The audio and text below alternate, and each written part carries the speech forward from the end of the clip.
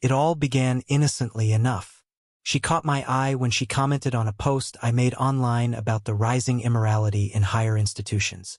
Her words were so eloquent, so pure.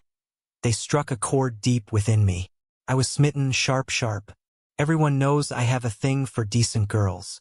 Her name was Ifeinwa, and she was from Abia State but based in Jos, while I lived in Owerri. Transport costs were steep, but my interest in her was priceless. After days of chatting, I finally asked her out. She hesitated, saying she needed time to pray about it.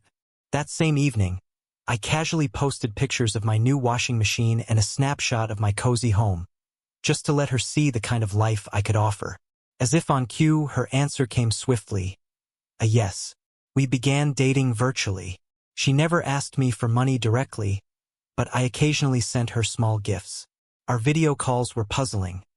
She always wore a gbada and a head wrap. I asked if she dressed this way at home, and she insisted she did, explaining that she didn't like exposing her body. I had yet to see her figure. It was booba gowns all the way. When I expressed my hope that she'd dress differently after marriage, she promised she would. That reassured me. 2 months into the relationship, I suggested she visit me in Owerri. She declined, quoting scripture about a man leaving his parents to cleave to his wife. It stung, but I told myself this was the price of marrying a redeemed girl. 6 months later, I decided to visit her in Jos. When I finally met her, I was impressed. She was beautiful and modest, just as I had imagined. But even then, she maintained her boundaries. No holding hands, no hugs. She even put her hands between us when I popped the marriage question. She said yes, but it was clear that physical closeness was still off the table. On my last night in Jos, she came to spend time with me at my hotel. She hesitated by the door until I persuaded her to sit on the bed. I offered her a drink, and as we scrolled through pictures on my phone, I couldn't help but stare at her. Overcome by emotion, I leaned in for a kiss. She jumped back, wiping her lips with her booba sleeve. "Is my mouth smelling?" I asked, frustrated. "No," she stammered, "it's just, I've never done this before." I was floored. My anger melted into a cautious joy.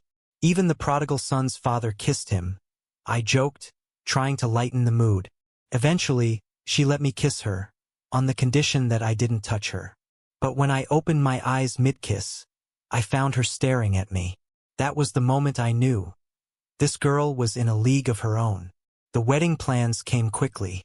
I spared no expense, paying her family's hefty bride price without complaint.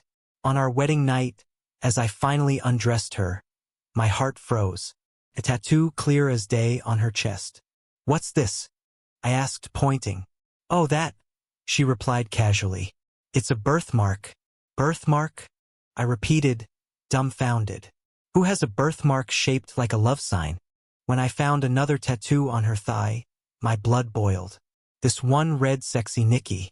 "Your parents drew this one too? ABI?" I spat, trembling with rage. She finally confessed. It was all part of her past. A past she had carefully hidden while I paid millions to marry what I thought was an untouched woman. "You used me as your retirement plan," I fumed. "How many men have seen these tattoos before me?" She hesitated, looking up as if trying to count. That was the final straw.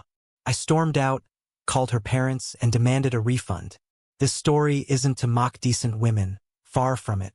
But let it be a reminder. Trust, transparency, and truth are the real foundations of a lasting relationship. What would you do if you discovered a shocking truth about your partner on your wedding night? Do you think trust can ever be rebuilt after such a revelation? Share your thoughts in the comments below, and don't forget to like this video and subscribe for more intriguing stories.